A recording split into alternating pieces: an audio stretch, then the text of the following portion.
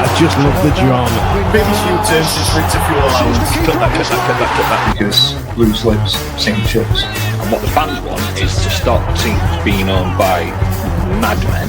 His sticky patch came when the rest of the team's sticky patch came, which was sort of January onwards.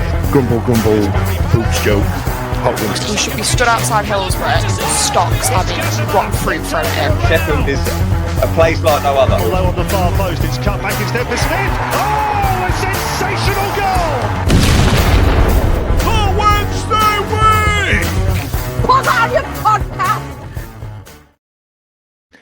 Hello and welcome to another episode of the Wednesday week. My name's Dan Fudge and tonight I'm joined by Rori Thomas as we talk up the Stoke game this weekend in...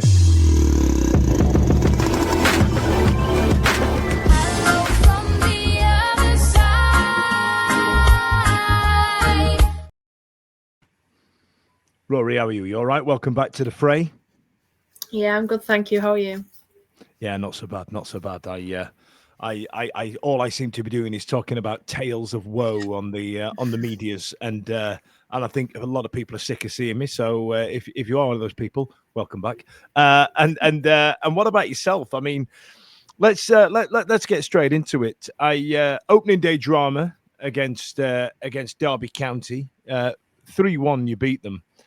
You battered them in every metric on the statistics, didn't you? It wasn't a flattering scoreline, was it?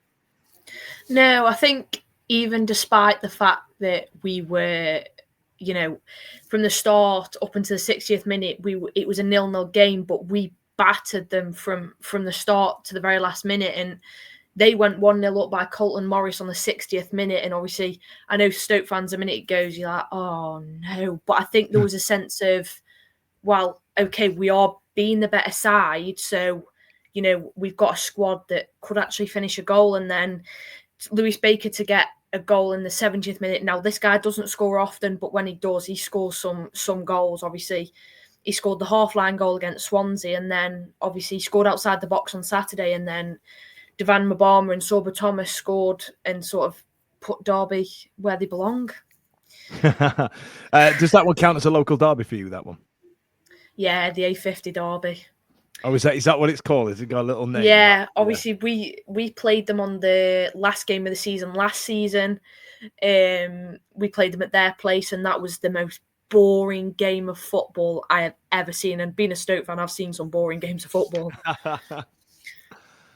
Fair enough. And then the middle of the week was League Cup, Carabao Cup in New Money. An absolute difference in terms of performance. I mean, what was it? It was a 0-0 draw against Walsall, beat them 4-3 on penalties. Was it a reduced squad in order to get some minutes in some legs and blood in some of the young players? Because what's the focuses for Stoke this year? I think we've brought in so many new signings, and obviously on paper a team that should be in top flight football, but I think putting that on the pitch, it's a completely different side. But we've got so many of the academy lads slowly dipping into the first team. Obviously we've got academy lads that have gone out. You've got Nathan Lowe that's gone to Stockport, Emery Tesgelt's gone to Crewe, and then Tommy Simpkin, who's now at Leyton Orient, and all on loan.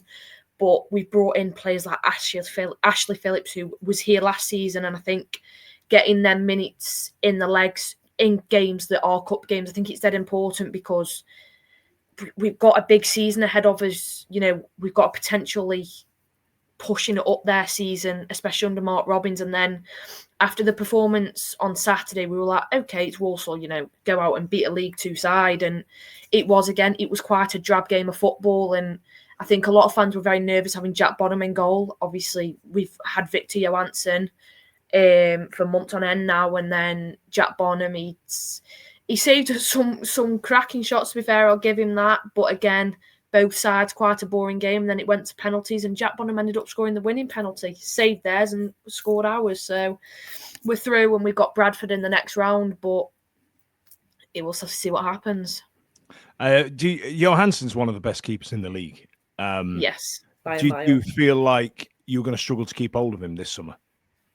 100%. I think that Fabrizio, whatever his name is, had he put something out saying, I think it was Spurs were interested in him, and the whole of Twitter went in an absolute meltdown. That's not like Twitter. We need to keep the goal. We need to keep Vic. Like, we're only going to have Jack Bonham as backup, and it went into meltdown. And then they got him mixed up for somebody else. And yeah, it's for a keeper of Victor Johansson's style. I don't know how we're managing to keep hold of him, but he loves Stoke and he absolutely adores the fans. You know, he goes out and you're just seeing the passion. Obviously, there's videos circulating where he does the 3 pumps in the air after wins. He's such a fans man and everybody loves him. And that is what we need with a group of fans like ours. Yeah, sometimes the football gods don't allow, that kind of sentimentality sometimes, does it? Yeah. When people come in with the money, you've kind of got to go, yeah, I get it, especially at this level in this month as well.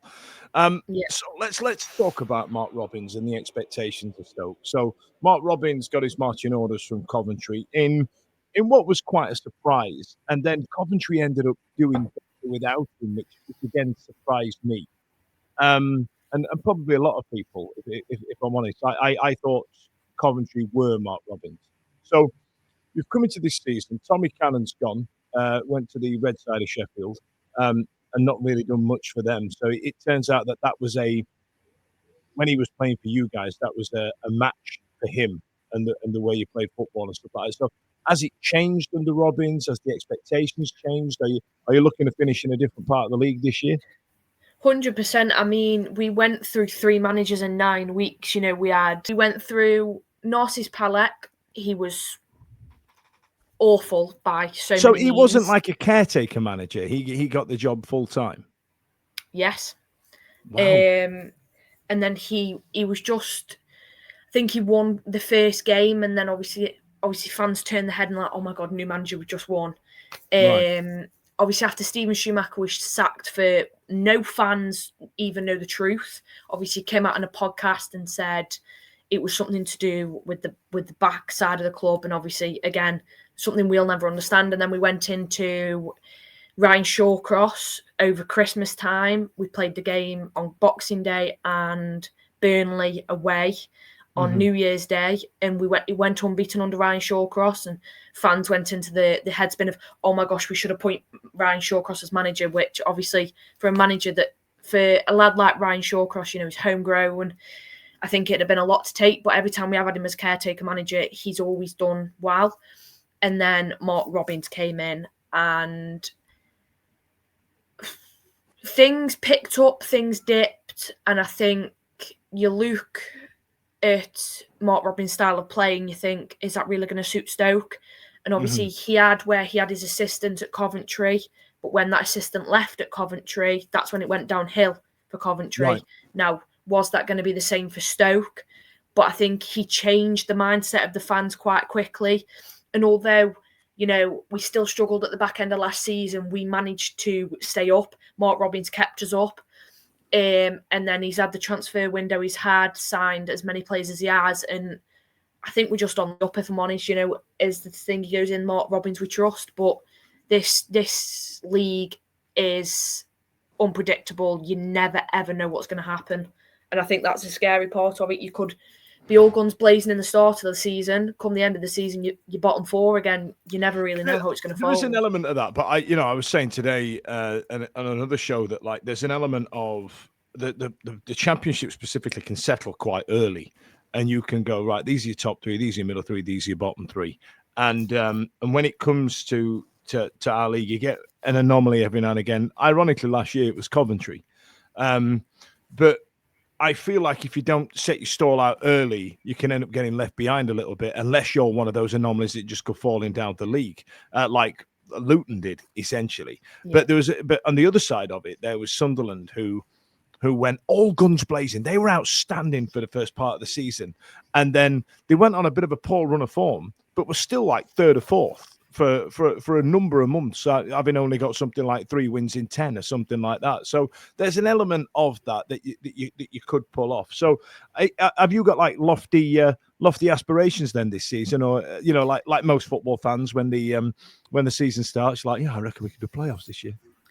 Yeah, I think many seasons we've had where we're gonna be great, and we've started off well. We beat Coventry 1-0 last year, we beat Rotherham 6-1 the year before, all on the opening day, and you're like, oh well, okay, we're gonna have a cracking season. But I think this season the mentality of majority of the fans are, we've actually got a chance here. And I think especially with Stoke fans, if you keep the mentality up and you keep behind the players, and I've always stuck by it, if you stick behind the players, you'll notice a difference. We've had it where we've been a bit drab, and the fans have started picking up, and so's the performance on the pitch, because I think the players sort of realised, well, we've got a big group of fans here, we've got to impress. Stoke is such a homegrown club, and I think we deserve to be in top flight football. Like I said before, on paper we've got such a cracking squad, but you go and put that paper on the pitch, and it's not as good as what you'd hope. But I think this season that mentality's switched on a bit better, and we've got more chance. That's encouraging to hear, especially given the summer that Sheffield Wednesday have had. So let's get up to the game this weekend. Obviously, I know I've not said no to any media appearance that we've been asked to do to talk about Sheffield Wednesday. It's been well documented since about March. You must be fancying your chances this weekend to come to Hillsborough and snag a couple of points. Yeah, 100%. I think, again, you look at teams that are in the state that Sheffield Wednesday are in, and you're like, okay, well, we could just go out there and snap the 3 points, but I think it's proven in this league that anything can happen, no matter the state of a club. And you look at it and you were like, well, if we go out there and think, well, Sheffield Wednesday are in the state they're in, we can play in the poorest state and have every chance that's handed to us. But in reality, all it takes is one ball to hit the back of the net, and the mentality's up there. Yeah, the fans are up there with the oh well, we scored a goal, now this is the chance, and it changes the atmosphere of the game. But again, it's such an unpredictable league, and every game is a new game. But I do think we will go out there and get the 3 points. I think Leicester found that out, exactly what you were talking about on Sunday. I don't think they gambled on us being so spirited, and I feel like by the end of the month they're going to lose their two best players. Speaking of players, have you got any is there any ones I should be keeping an eye out this Saturday? I think you've got to be looking at the whole squad. I think in their own, each of them have got their own depth, but I think you've got your likes of Ashley Phillips. He flew for Stoke last season, and obviously he's come back. You've got Rori Thomas. I think he's going to score. Again, you've got the new players, which obviously we haven't really seen much of. You've got obviously Aaron Cresswell, who's coming from West Ham. I think our squad are going to surprise us this season, but I think you've got to look out for the likes of Rori Thomas, Devan Mubama, who could just slide it in your net or swing it over. Rori Thomas is, again, against Derby, he just sort of just curled it in kind of thing, as if he's just does it every week. As if he does it every week. And then Devan Mubama, again, he scored the second goal against Derby. It's a surprise, but I think you sound excited. This is the most excited I've ever spoke to a Stoke fan in a lot of years I've been doing this. You seem really upbeat, Rory. Yeah, I think the mentality, like I said before, the mentality is different this season. Every team, and I know a lot of fans will sit and say, I've never had hope at the start of the season. Every fan, every club have always gone, okay, well, do we actually have a chance this season? And I think it's only up until September, I think you forgot who you're talking to there, Rory, but I'll take the point. September, October time, where you're like, oh, again, where sort of the favourites are already decided, where you got your Sunderland, they've won the league 6 months before the league's even finished, and then again you fall backwards and you're at the bottom of the league. But I think we stand a chance on Saturday, and I think we stand a chance in the league altogether. So what about score predictions then? What do you reckon? I've said 3-1. Have you said 3-1? I don't know what we normally put a score prediction out And I've not been very nice on it, I must admit. I'm taking pelters on the internet from the Sheffield Wednesday fans, and rightly so. So in terms of the season outlook, then we discussed that you're upbeat because there's been an element of Stoke being a kind of perceived as like a Millwall type of team. We play blood and guts football. No one likes us. We don't care. It is what it is. We know about the phrase and cold Tuesday nights and all the rest of it. It's boring now. We can play football. And do you feel like you're going to break those shackles this season? Yeah. Again, it's just, I think it's going out there and not looking at the sides that are at the bottom and going, oh, wow, they're at the bottom for a reason. Let's just go out and have a boring display because, like I said, anything can happen. And it's happened previously where we've gone and beat top flight in the league. We've beat your Leeds, your whatnot, but then we've gone to the likes of Plymouth or the likes of Birmingham and they've beat us. Yeah. It never but quite going down to works Plymouth out. is a nightmare. I think Plymouth have been punching above the weight is a bit disrespectful. I don't mean it that way, but I feel like Plymouth rely heavily on their home form because it's such a nightmare to get to. You can't even fly there. It's still another 2 hours from the nearest airport. You know what I mean? It's an absolute nightmare. And I feel like the fatigue kicks in a lot of players. And I feel like they get to Plymouth and go, they rub their eyes and kind of like, all right, we'll play football a little bit. And they're only arriving 45 minutes before kickoff and things like that.